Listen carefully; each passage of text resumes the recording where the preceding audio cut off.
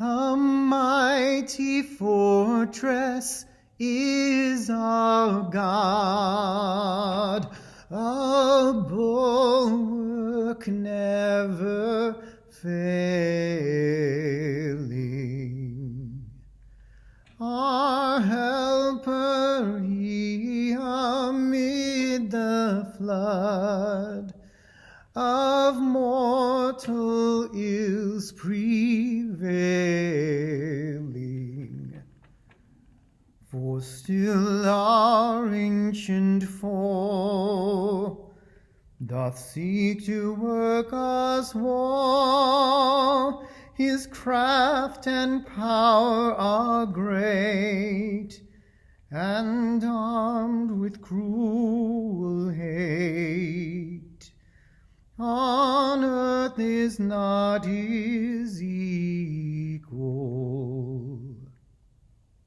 A Mighty Fortress is Our God, written by Martin Luther. Some people claim that it is the greatest hymn ever written. I don't know about that, but I do love his image from Psalm 46 of a fortress, of having that sense of protection and care in God. And Psalm 11 is all about holding our ground. I think about a mighty fortress and knowing the history, knowing that there were people who were burned at the stake who would sing this song on their way to death, that they would sing A Mighty Fortress is Our God and call to mind all those images in the Psalms where God holds you still. And Psalm 11 is like that. It is a grounding psalm. It is, in the Lord I take refuge. How many times have we been in these psalms and that has come up? How can you say to me, flee like a bird to the mountains? For look, the wicked bend the bow, they have fitted their arrow to the string, to shoot in the dark at the upright in the heart. If the foundations are destroyed, what can the righteous do? It's kind of confusing, but I think the gist of this is that there are times when hard things, bad things happen that seem random. They are like arrows in the dark. They're like someone shooting in the dark. And especially when evil seems random, when it feels like we don't have a sense of control, that there really isn't anything sort of orchestrating good or evil in the world, that we can take in those times refuge in God. That we can have this sense that there is something that cannot shake us, that is immovable. And there are times when I have felt this in my life, and times, honestly, when I have not. Times when I feel like I'm much more like the bird that is flying in the dark with arrows just shooting around. And so I would just invite you to ponder what refuge for you looks like. It may not be a mighty fortress, but this week, ponder what a refuge for you would feel like.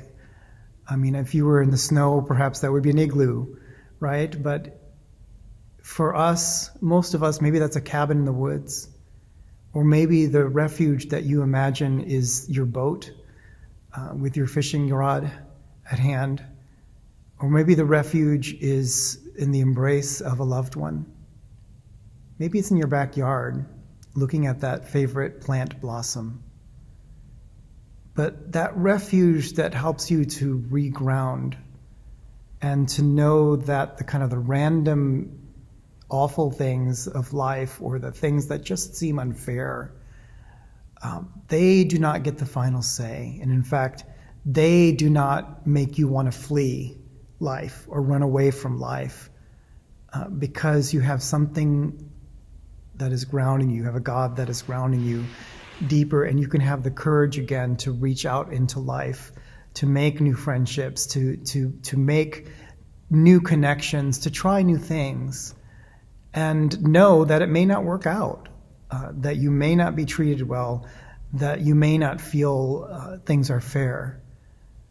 But especially in those times, Rest in the assurance that you have a God that loves you, that you have a God that will sustain you, and most of all, that refuge is yours whenever you need it. All you have to do is open up your psalm, this time to Psalm 11, and just read that and know that it's true. God bless you. Here is a reflection guide. Pick your own refuge, your place that grounds you. Let that refuge give you courage to not avoid the world. And finally, consider reading Psalm 11 in that place, or Luther's hymn, and let it give you courage to not play it so safe this week. Please consider subscribing to this page or sharing with someone you care about. You can copy the link and send it to someone in your life. It might just make their day. You can share the link on Facebook or Snapchat or other social media. Thanks for joining us today.